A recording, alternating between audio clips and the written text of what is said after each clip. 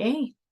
Hey, everybody. We want to welcome you to Heart with Dan and Angela. Hi, guys. And it's Sunday night at about 6 o'clock p.m. Mountain Standard Time, April 2nd.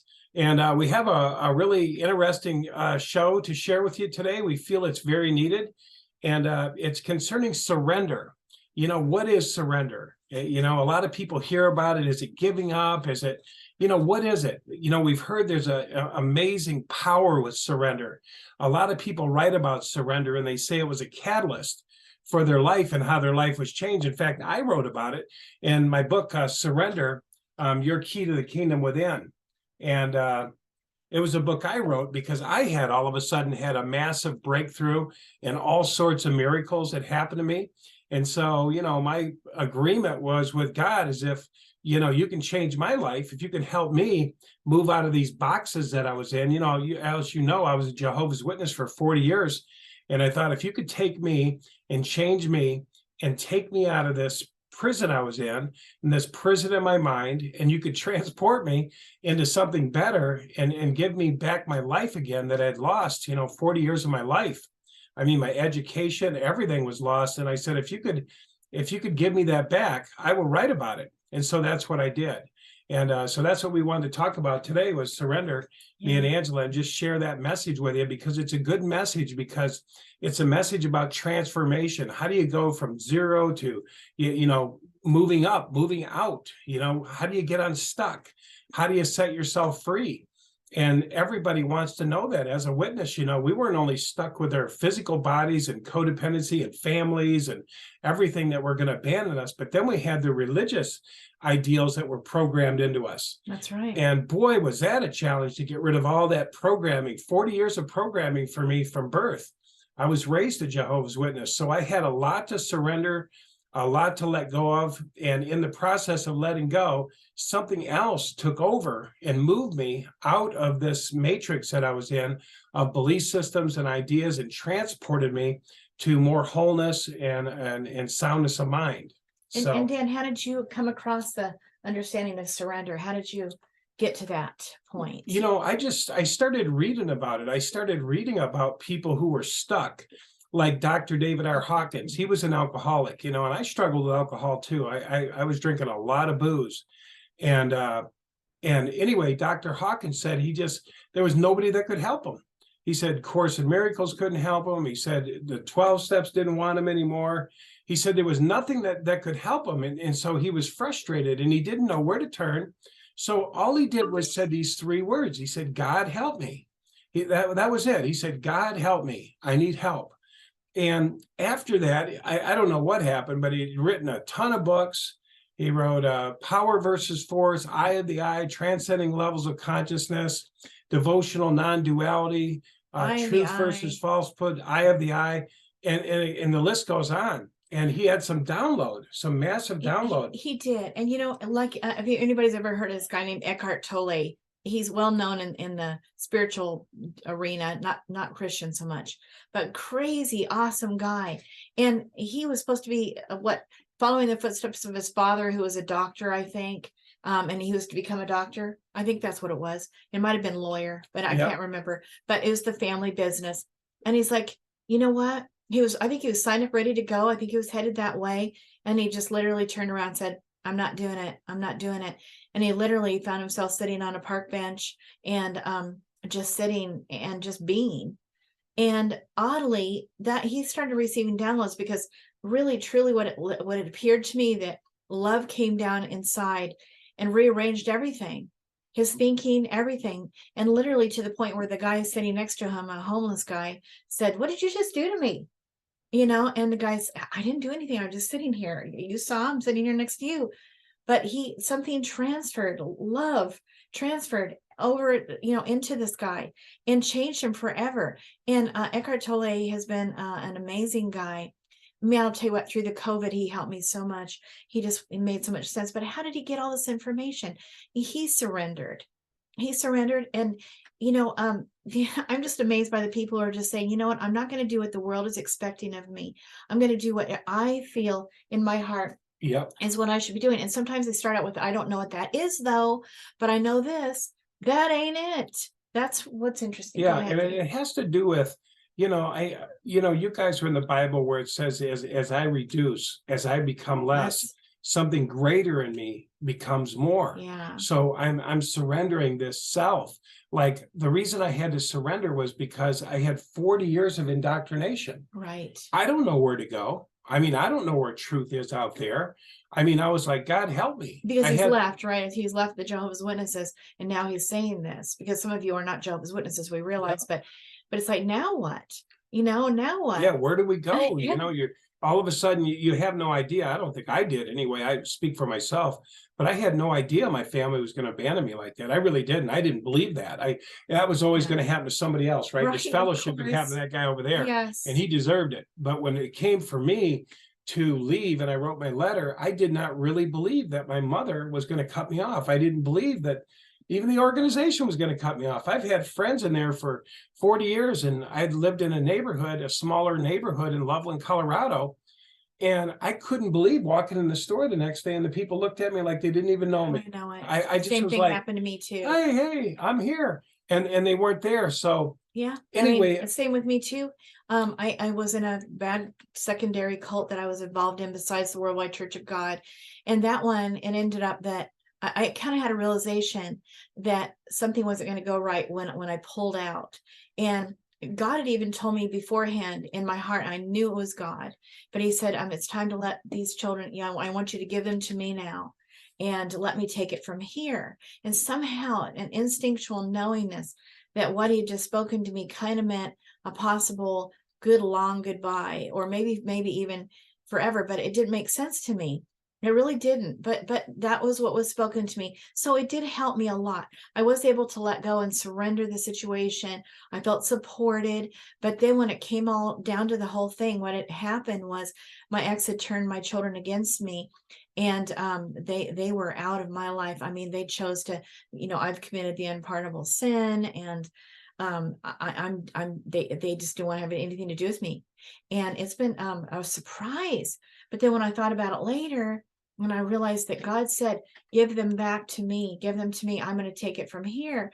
And I'm starting to realize now, 19 years later, that God might have meant forever.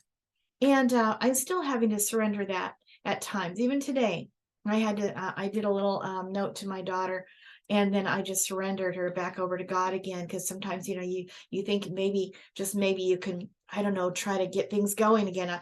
It's that temptation, right? But when I think about different people in the Bible, if you don't mind my going there, it is Sunday after all. But Daniel, there's this guy in the Bible named Daniel, and he was a real special guy. But the Hebrew children were they were going to be programmed by, I think it was the Egyptians, yeah. And so they took them and just took them, kind of like they took them into slavery, made them their own, and they were going to teach them the ways and make them be really, really awesome programs, really. And so Daniel was just product of that happening in that era, and stripped from his family, all of it. Interesting. But he was given gifts by being available. I mean, he to the nth degree wanted to do exactly everything that he had been raised to believe and do by a great mother. He obviously had a really great mother. And so he followed everything and tried to get them to abide by that, like, don't feed us that kind of food, and please just give us vegetables, and things like that. He really tried hard. He ended up being the most amazing guy, and changed the whole world because of his way of being, really. And he was given gifts because of his trying so hard to be good, and he got gifts of being able to have dreams and then interpret the dreams. So it's an amazing guy. And then Joseph, same thing. Brother was there, all his brothers were jealous of him, and he got sold into slavery. Same thing. He had dreams, but he was a slave. Just same thing. And you think, okay, what's the lesson to be learned here? It's like, well, I mean, first of all, they're not the only ones who've had that happen to them. We just told you our stories. We know that Sylvester Stallone, I know I always say that name a little bit wrong, but he gave up everything, including his precious dog that was the only thing he had left that meant anything to him whatsoever, and had to sell him to make, first of all, he had to feed himself, but also to he was giving up everything for this dream that God had given him to do this movie. What was it called, Dan? Rocky. Rocky. Yeah, Rocky. And he believed in it, but man, he had so many rejections. It was unbelievable before finally he would not give up. Yeah, I don't remember. It was a crazy number of rejections. Yeah, it was crazy. It was 1,500, crazy, including that he had to give up his dog. He got so poor trying to do it. And then he tried to buy the dog back after he finally got somebody to say yes, and practically gave all that money just to get his dog back, because the guy's like, no, no, no, and no. And finally came up with enough money that the guy agreed to it, because it was a ridiculous amount. But it's like, where do we just throw in the towel? I mean, that dream was given to Sylvester. I know he believes by God. It was a really great movie that changed lives forever, still changes lives forever. It's an incredible movie. Yep. And then Dan Millman. How about Dan Millman? Amazing guy. He did Peaceful Warrior, if you remember that movie that he did. Great movie. Wow, wow, wow. A guy that has a really bad accident, and he has to spend years trying to recover from it. Gets kicked off the gymnastics team because they didn't think that he was going to ever be well again. And he proved everybody wrong, because he believed and he believed and he believed and he believed, and he got things turned around. So but there's certain things that we do have to surrender to. And this other guy who had an accident too was on one of those what do you call those things? Same thing in gymnastics, that horse thing. What do they call that? The vault. And he went over it, and I don't know, something went wrong, and he landed on his head, broke it, and shattered his whole back, kind of like Dan Millman shattered his leg. And he had to surrender to a lot, but he also surrendered into not letting the mind have its way, and he visualized and visualized and visualized, seeing a different picture. And really, that's what it takes. That's what it really boils down to, is that we do our part, I feel like, and that we surrender that our best trying to God. And like Dan, when he started his business, I just had met him, and he started a business, and it was going into winter now, and it was getting really scary. He doesn't have any money. He's dead broke, dating me, and with no money at all.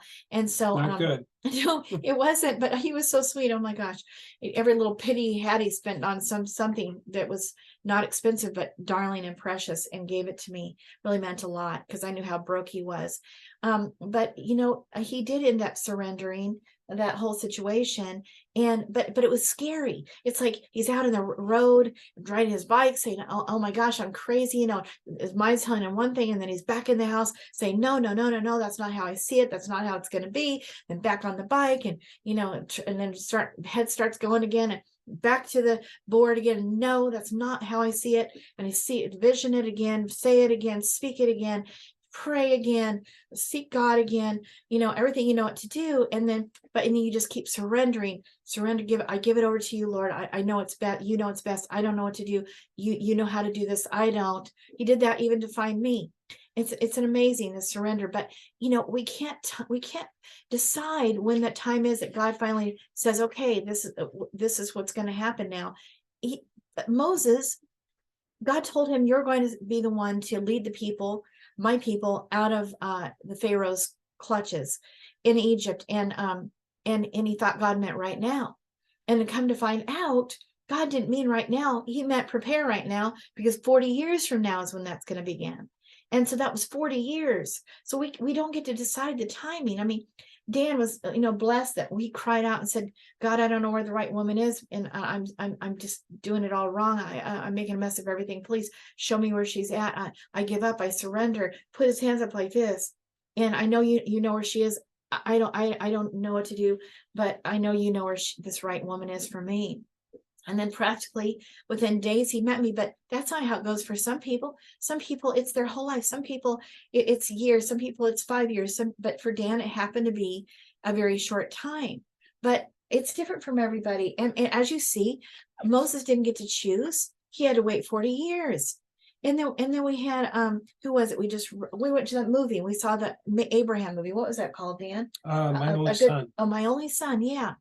And it was interesting in there, because same thing. I mean, there were a lot of things that he had no control over. He wanted his wife to have a baby, because back in that day, if you didn't have a kid, it was considered to be that you were accursed of God, because to have a kid meant that you had success. You could build, you could make things, you could, have, I don't know, you were nobody without children to make things happen. And so he had none.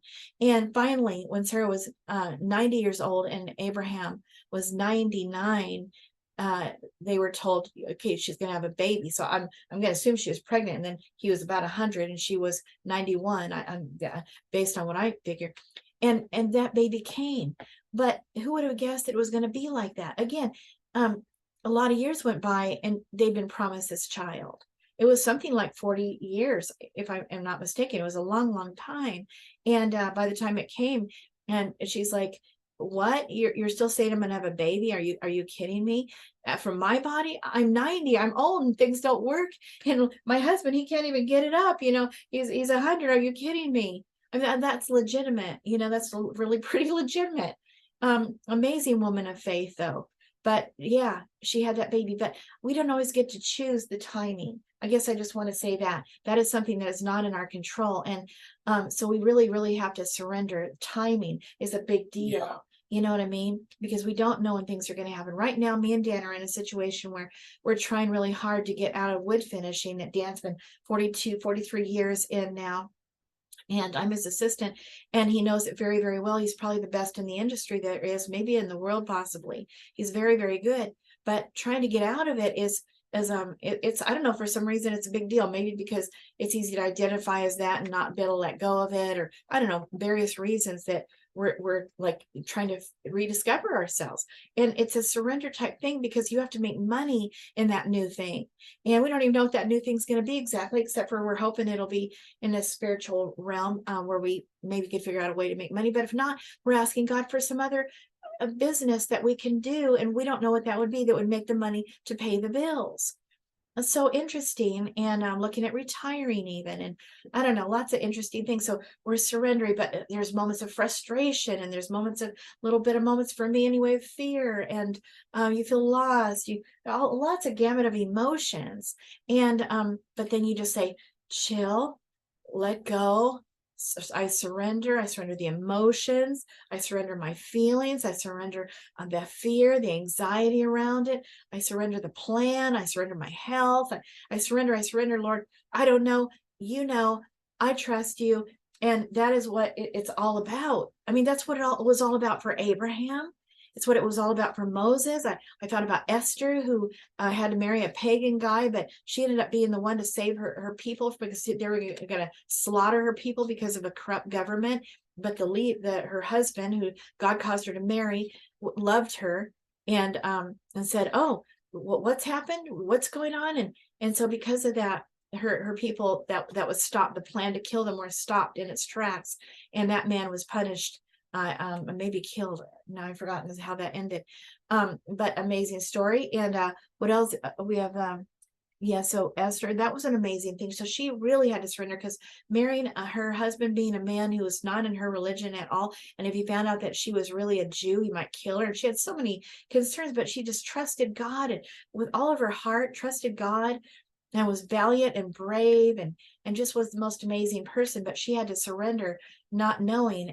Even when Abraham, like with Abraham in that movie, one of the things that happened to her is that they were going to go through some territory of people that he was very afraid of.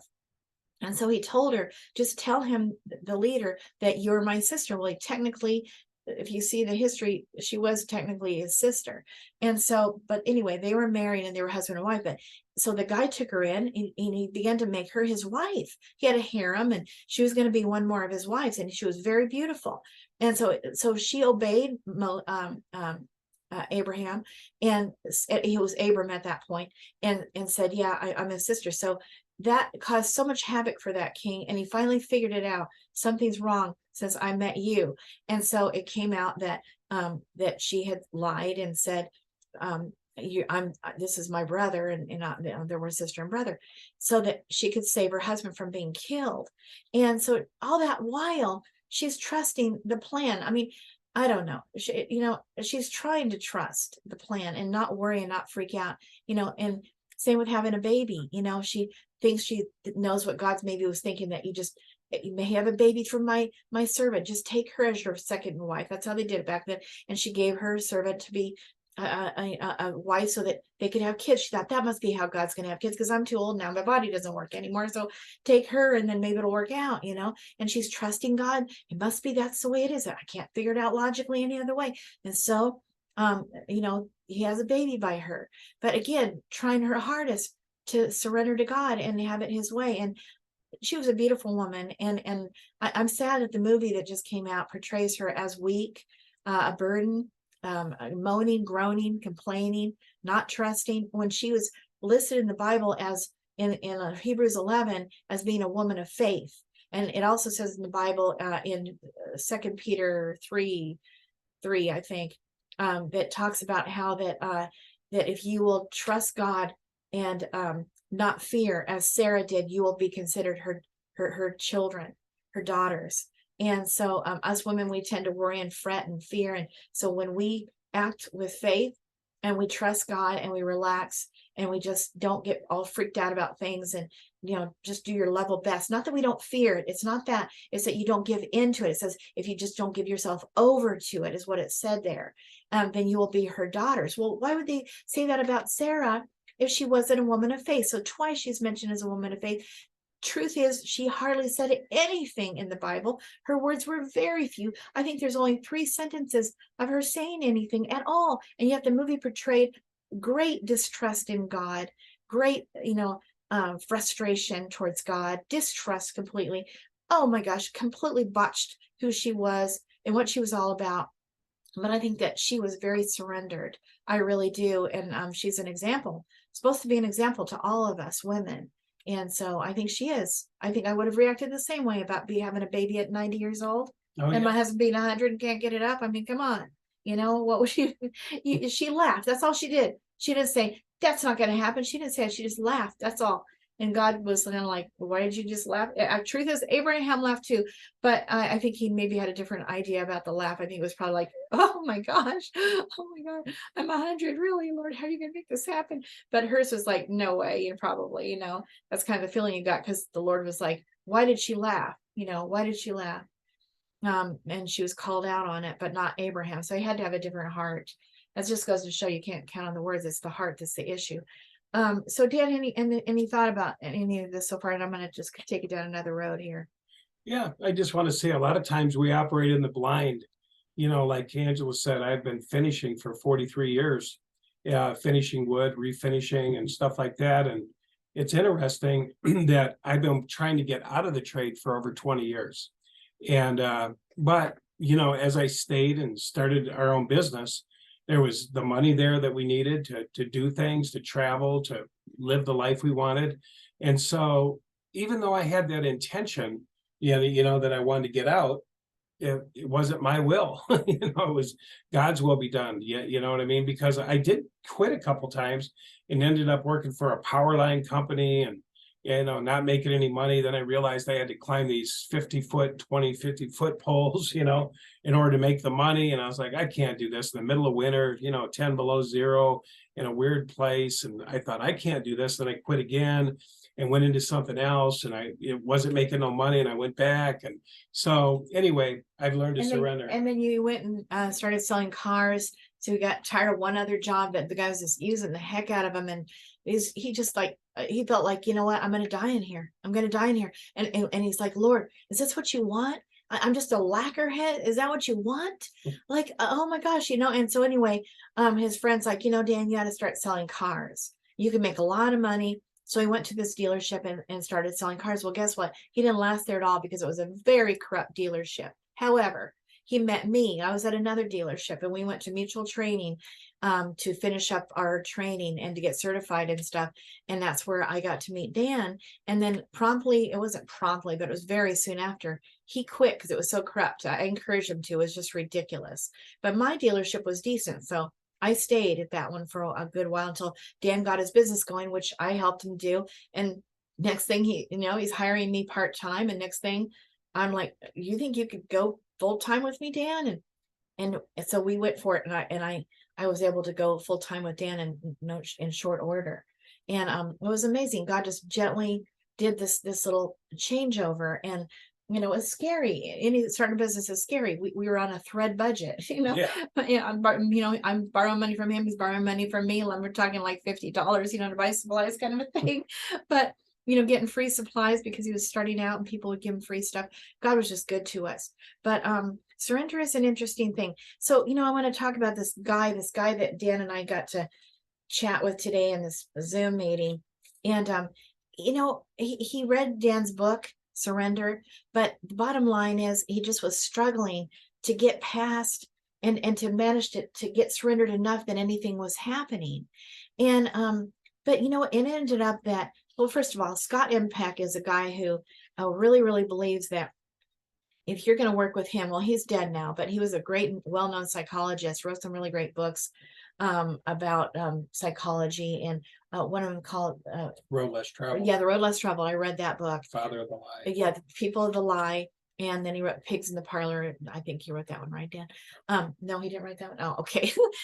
Anyway, but a great guy. But he said that, unless people were willing to put their heart into it and do their part, he wasn't going to help them at all. He didn't want to have anything to do with them, because he had this one lady that he said in the Road Less Travel, I'm pretty sure that was the book, maybe it was The People of the Lie, yeah, that he'd worked with this lady 30 years, and then finally one day she just got frustrated and she says, I just want you to fix me.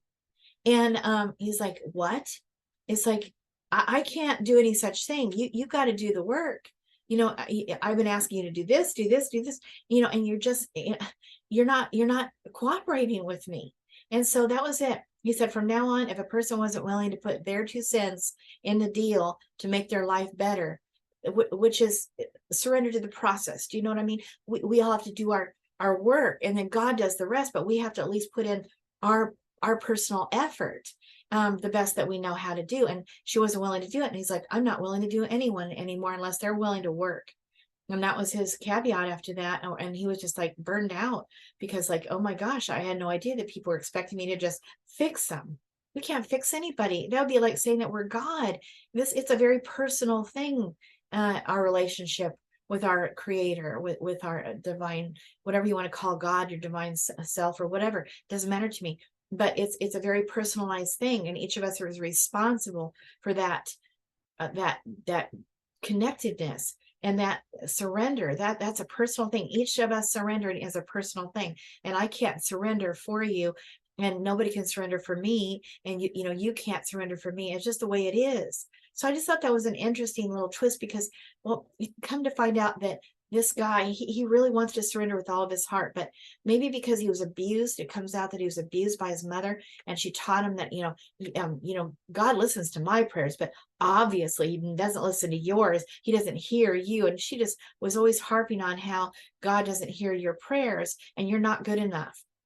Those 2 things seemed like permeated. It was like very, very abusive. And those are things that are, they have to be worked out. It's like some of those really bad kinks that, unless we can get past that and dig in and really let that programming go by reprogramming other thoughts when those thoughts come, then we're not going to get to some of these other surrender places. It's like some things have to be worked out, in my way of looking at it, first, before other things can start melting away. Because some of those deep-seated childhood memories of that, you're a piece of crap and you're not enough and God doesn't hear you, when he's trying to surrender to that very God doesn't love you anyway. He loves me. You can see that he's answering my prayers, she was saying, but he doesn't ever answer yours, obviously. And everything he did fell apart. And even now he's come up with some really great something that he's doing, great project, getting it off the ground, and it just failed because the computer went all wrong and everything went wrong. And it's like, okay, see, yeah, my mom's right. God's against me. Yep, I can't surrender. I've tried, I've done it, I've said it, but it's not working, because he has a defeated programming.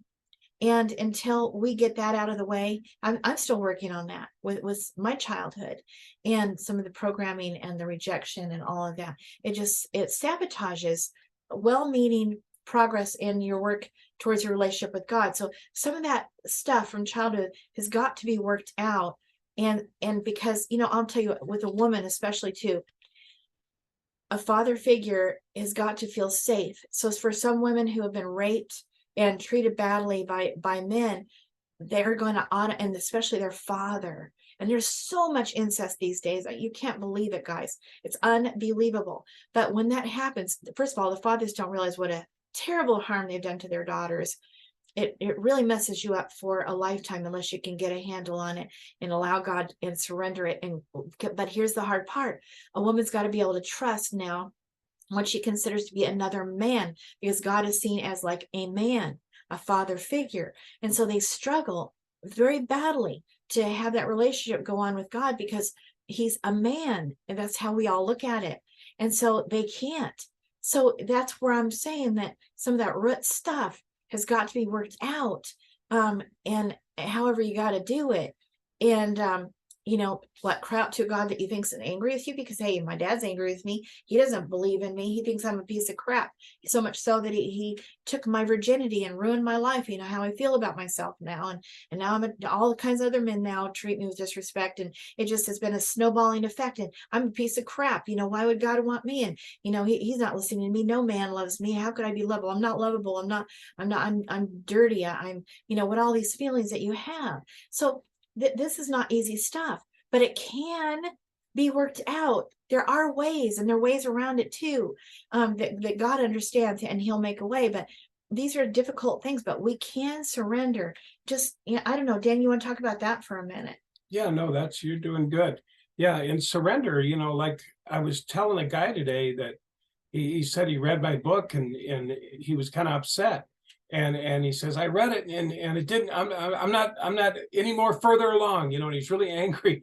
And I thought to myself, if he really read it, he'd have been at peace, because I told him the book where I was at in the book when I surrendered was like jumping into canoe instead of going upstream and fighting my way through life with the oars, and going upstream and just wearing myself out. I said, if you really surrendered, you'd be in the canoe with a pillow, relaxing and just floating downstream. You'd really let go and let God. There wouldn't be this anxiety. I've talked to other people about surrender, and it's the same thing. It's like, oh, I've surrendered. And I'm like, you have? Like, that's not surrender. I've surrendered, and I'm going, whoa, you haven't surrendered. Because when you truly do surrender, there's a peace that comes over you. You say, I'm done. Like one of my biggest paydays was a day that I went to the lake. I said, I'm going to the lake. I'm going to the lake. I'm not going to think about things anymore. I did my work. I did my prayers. I did my. It was because we had no business, zero, zilch. And so it's like, well, what do we do? And all of a sudden the thought comes to his mind, go fishing. Go fishing. So we did. And there's a book called, what's that called? Permission to Rest. You guys got to read that book, Permission to Rest. Yes. So I gave myself permission to rest. I said, I don't care. I'm just going to go to the lake. I'm in God's hands. I'm going to let go and let God. Yeah, you know what I mean? The 12-step thing. I'm going to let go and let God. So I went out to the lake, and while I'm there fishing, some young guy called me. He's like 20 years old. He goes, hey, dude, you want to make some money, man? And I'm going, oh, God, what's this? And I was like, okay, come on out to my house, dude, man. We'll make some money. And we went out there. And it was just from an ad we had out. Can you believe it? Yeah. Like, and so we went out there, and he's showing us this white kitchen, like it's a whitewash. Whitewashed, wood. And we did not want to do it. Not want to do it. I was like, no, I ain't doing this. This is crazy, man. Yeah, and you know why? Because Dan's a wood finisher. So wood finishers want to put, dye toner on the wood and still see the beautiful, gorgeous grain behind it. But here's this whitewashed wood that's already cloudy. So anything you put over the top of it dyes. Why? They still want it to look like wood, they're saying. But it was going to be cloudy, muddy, and it's like, yuck. Anyway, go ahead. So anyway, this was right after surrender. Like I said, I went out fishing, and I'm just enjoying myself. I get a crazy call. Well, we go out to his house the next day. It's his mansion, big old mansion. Oh man! And he said, do you want to give me a price, to do my kitchen? Well, up to that point, I think we charged like $2,500. So far, we've done a couple to do a kitchen. So I thought, well, why don't we just charge them 3 times the amount and walk away from here, run away from here, right? It was not just that we didn't like the wood, but we also didn't feel like we had the right equipment to do it justice. And we just didn't think we could do as good as we wanted with the equipment that we currently had. And so, well, let's just price us out so that they won't hire us. And guess what? They hired us. They wrote us a check for the whole thing right that They wrote us a minute. check for $6,500. That's what And we we made that in a week. yeah. In 1 week, $6,500. And we did immediately go out with that money because we got all of it, and we went and bought the equipment we needed to do it right. And so we did. And then We the did. next week he said, I want you to do another room in my house. Yeah. He said, we just love it. And I was like, We got to do all kinds of different 65. finishes. And he says, okay. And he paid us 65. And then the stairwell was 20,000 in 1 week. Yeah, because it was a 3-story house with pillars and big massive columns and winding staircase, and it went 3 levels. It was very good to, you know, protect everything in all the levels that were all open to the whole thing. It was really a scary thing. We didn't really want to do it. So No. same thing. And it was just on, and they Yeah. wanted this one to look like bamboo, this room to look like bamboo, this room to be a Ferrari red table with, you know, brown Rub-through. bookcases. And so we did this whole house, and I think we made like $65,000. And then there was one right after it, and it was the same thing. Guy was oil rich, wasn't he? Yeah. He said his oh, house yeah. had 13 architectural awards, and we just started the same thing. How about, you know, I think it was 12,000 for his kitchen, 14,000, Yeah. and then it was 6,000 something for his bathroom, and on, and it kept going. So between the two houses, we ended up making almost 140,000. 140,000. And I hadn't made that. I mean, I made 50,000 a year before that. So you can imagine 2 houses back to back. And that was after surrender. So when this guy told me today, when he said, you know, I surrendered another, I'm like, you didn't surrender. You didn't just say, hey, I'm done. I'm done with trying to think it out. I'm done to trying to make it happen. And so surrender is a powerful thing. Dr. Hawkins said that surrender has an attractor field of over 800. It invokes grace. It invokes archangels. It invokes spiritual things that can lead us and guide us. And that was amazing. It was a miracle. And so that's what I wrote about in my book. I wrote about the miracle of making $1,000 to $3,000 a day for the next 5 years. I wrote about the paintings, right? We had the paintings. What was the other one? There was one more. Dave come in your life. Yeah, Big Dave came in my life. And maybe me, was that one of them? Angela was one of them. Paintings you talked about. Angela coming in and us starting a business together and starting a life together. I mean, it's the book is full of miracles, and it all came from surrender. And so anyway, that's what I wanted to say about surrender. But it's literally, you know, I want this, I'm going to believe for this, and then letting go. And a lot of people can't let go. They stay in that left brain, and they're figuring it out, especially guys, you know, they're thinking and thinking and thinking and thinking and thinking. Like my dad, he'd go out in the car and he'd think and he'd think and he'd think and he'd think and he'd think, and the windows were all steamed up, and he'd think and he'd think and he'd think, and then he'd come in and he wasn't any further along. And so surrender is when I don't know what I need. I don't know what it means letting go. And Dan learned this wonderful prayer in one church he went to after he got out of the Jehovah's Witnesses, and it was like a whole beautiful prayer that was put together, very beautiful. What was all involved in it, Dan? It was reminding yourself who you are in God. Oh, it's a mind treatment. Yeah. But it was affirmative prayer, and basically you say, you know, I'm connected. You say, I'm connected. I know I'm connected. I know I don't beat my own heart, right? Yeah. I didn't bring myself here. God brought me here. I'm not separate from God. I'm connected to the silver cord, they say. A lot of people say, you know, I breathe God's air. I eat God's food. I drink God's water. I'm totally dependent on God, right? And so God brought me here, and he gives me water and food and everything I need, right? Yep. So that's step one. And so that's step one, to know and to think about for a moment that I'm connected. And then we just sort of sit with that. You know, that's sort of 2. You know, you just sort of sit with that knowing. Rest in that and then knowing. 3 is you say, in that connection, I don't lack anything. And in that connection, you would do your affirmations, they call them. You'd say, you know, I'm abundant. I am abundant. You know, I'm loved, and you know, I've got enough. My cup runneth over. Whatever it is, I'm maybe even needing. You're affirming you already have it. And I said, my cup runneth over, and, you know, and I'm doing all this stuff. And then there's Thanksgiving. And then that's the next step. I think it's 3 or 4, but you're giving thanks as if it's already done. The Bible says that. Jesus said it, you know, believe that it's already done, and it's done. And so you say, thank you. I know it's done. It's so, I'm so grateful. And you have this gratitude. I'm so grateful. I'm thankful. And then you release it. They say you release it and you let it go. And you say, okay, I'm letting this go. I'm letting this prayer go. And I know it's done. And it's going into that, what they call one mind, and going out into the universe, and you let it go. And then let God work it. Let God, to move everything around, move the circumstance around. And that's where that guy today kind of got in the way.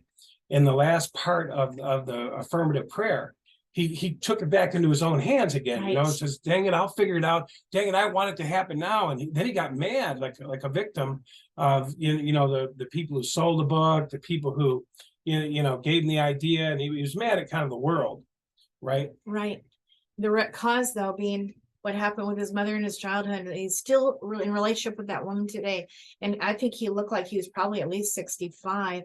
So his mom's probably 85, still ruining, his daily life. And I'm like, oh my gosh, you're going to have to figure out how to set boundaries with this woman and take control over this, or, because you got to get these thoughts. You can't be listening to these thoughts on a daily basis, or you're not going to get where you're needing to go. Anyway. Well, Dan, that was really interesting conversation. And I just want to say this, as far as Dan's surrender is concerned, I helped him write the book. So I know, and I really worked it to make it, really, really good. So don't you think I would know what's in it? And was I able to surrender to that depth? No, I wasn't. And I even had a woman who came up to our house where we lived in Golden. And she says, Angela, you need to read that book 3 times. And then, she just like really got it. She was really able to grab on. She had been involved with the mafia, and she's a redheaded woman, and she just really was able to grab onto it because she also had been through hell, had to come through a lot. And she just really got it. And I think that each of us maybe gets it. Like I was able to surrender my children, my marriage, to my 24 years of marriage with my husband, and let it go and trust God. And I was able to release that. That was my first surrender. And there's many surrenders. So just know this, that Dan's deep surrender is what I'm after right now. And I finally feel like I'm just beginning to grasp it, and I'm beginning to do it. So for me, how that's looking like is I'm beginning to take emotions, feelings, situations, abusive customers, whatever. And I'm like, okay, Lord, I give this over to you to be, reworked, like regenerate these emotions, regenerate these feelings. And I just give them to you now. And I surrendered them and to you. And I do that in different ways, but to let it go to you, Lord, to re-alchemize it and make it how you want it, because I'm not in control. And I absolutely do believe that every day was written in God's book and ordained before one of them came to be, which means to me that every day was planned and written and planned out, probably before we ever came here. We all probably knew what that plan was, but we don't remember it. But I really do believe that we did, maybe at one time, but we're here to work these things out. So we're doing the best we can. And as things, maybe I would say, progress, when they get really, really bad, I feel like that's when we're able to make that really deep surrender, because we just can't do that anymore. So in a way, really, really bad means something really, really good is coming right after. It's kind of like the light always precedes the darkness, always. When we're in the dark night of the soul, like even in our society right now, guess what comes with the very darkest night? The light.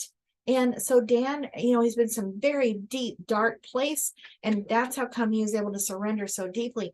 And I've been in some deep, dark places. I've been able to surrender to a level, and I'm working on getting each emotion as it comes up, and I don't like it. It doesn't feel like peace, love, joy, whatever it's supposed to. Okay, Lord, I surrender this emotion to you. I surrender this feeling to you. I surrender this situation to you. I choose to love that man, that woman, that person, because I know that you made them. That's your child, even though they're treating me like crap. And I don't know why, but it's not my problem. My problem is to love them unconditionally and just give it over to God and do the very best I can with that situation. Not meaning that I let them run over me, no, but I don't harbor the emotion of disgust with them or frustration with them. I let those feelings go. So I'm beginning to get it.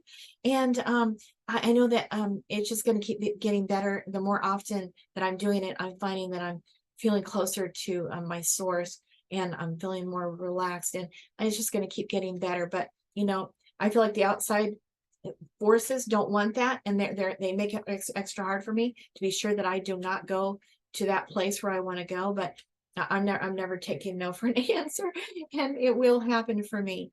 But just like it has for Dan. And so I just want to encourage you, because if you feel like, I'm not fully surrendered, well, I know I'm not fully surrendered yet either, but that is the goal. And just keep saying, I am surrendered, and I surrender this, and I surrender that. That's my suggestion. And just to know that the universe is in perfect order, and every day was listed and numbered. And that's how I cover myself. And then just to be thankful for everything, even the bad times. And that's what we're told to do anyway. And rejoice always. And again, I say rejoice, it says in the Bible, because that technology works. If you just choose to, you know what, I'm going to rejoice in this situation, even though it doesn't make sense. Paul and Barnabas, if you don't mind me going to the Bible again, they just got whipped one lash from their lives, 39 lashes, and got thrown into prison without being cleaned up in the bottom, chained, double chained. And no one cared for them at all. And all of a sudden at midnight, it says they're singing and praising, and with all their heart. And all of a sudden, all the walls, just all the gates, everything just fell down. And it was a crazy moment. And the jailer, he was told, if you even let this guy out of there, you're dead. And he meant it. And so he started to kill himself. And Paul's like, stop, no. We're all here. We're not leaving. No one's leaving. And so the guy's like, oh, thank God. And everything changed that night, and they got cleaned up. But that was full surrender. I was like, rejoice. And again, I say rejoice. He was being obedient. He knew the technology worked. And I say that technology works so well that it maybe even healed their wounds a lot faster than they normally would, because of that, letting that light in so much of God inside, that heals our bodies in a big, fast way, kind of like taking oxygen would heal us really fast. So anyway, I'm going on too long, but anyway, you guys, I hope that helps. We believe in surrender. We think it's everything. And in our society that we're living in right now, we really do have to try to learn how to surrender, or we might not just be able to get through this crazy situation. Right. So this is vital. If there's anything that I would want to be sure and talk about to any of my friends, to all of you friends here, this is the topic. That's the most important thing. So through all the crap that's going to go forward, and hopefully it's going to get better right after that. But the hard times coming ahead, we just got to keep on focusing on what is real. And what is real is nature, just my heartbeat, the breath in my nostrils. That's a part of nature. I'm finding out. I didn't know that, but I just learned that. And just try to relax, let go, surrender, and learn everything you can, even in the really bad moment. And then how can I serve? What can I do? What's the best thing I can do right now in this crazy situation, whatever it is, and then serve and do that. Keep focused on what you can do to serve, and not on the problem and the people who are having trouble on the left and the right, or dying on the left and the right. Just keep focused. What am I here to do? What am I here to learn? And surrender into the moment the best you can. So that is our very best that we can give. Yeah. And life is good. Life is good. Even when there's wrong in it, it's good. It's going to come out of it. Even when we don't know where we're going. That's right. We're still being guided. Yep. Any last words? I think that's it. Want to thank you guys all for listening in. Hope we shared some thoughts with you that you enjoyed, and you feel a little safer, a little more comforted, and maybe you could share them with others if you like it and you feel it's beneficial. Pass it on. Amen, guys. And hey, I want to tell you a little secret. Dan's thinking about being he's going to call himself an intuitive coach, and offer some coaching here coming up. It looks like we're going to try it out anyway. So if that is of any interest to you whatsoever, would you give us a little thumbs up and a little note of encouragement? And there's reasons why we're calling it that, but it's just everybody's got a different way of coaching. And so anyway, if that's of interest, we'd love to hear what your thoughts are. All right. Thank you. All right. Thanks for listening. Thank you. Bye-bye. All right. Bye-bye.